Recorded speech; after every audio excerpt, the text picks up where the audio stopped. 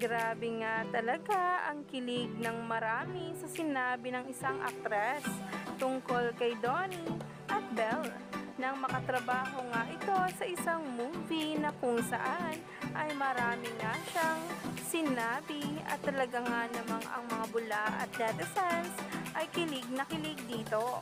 Kaya naman, sabay-sabay nating tingnan at alamin ang bawat na kanyang sinabi patungkol kung paano nga maging katrabaho si Donnie at Belle. For this question kasi I really wanna share that marami na rin nga akong naka-love team and marami rin ako nakitang ibang love team around me. But this one is really different. Yun nga ang kanyang sinabi pero hindi pa nga dyan nagtatapos. May karugtong pa nga ang kanyang sinabit binuking ni Maxine Magalona sa interview nila sa movie na An Inconvenient Love. Because si Donnie nakatrabaho ko na sa Playhouse and he's very professional. And si Belle, tuwing nakikita ko siya, kilig na kilig at cute na cute ako sa kanya.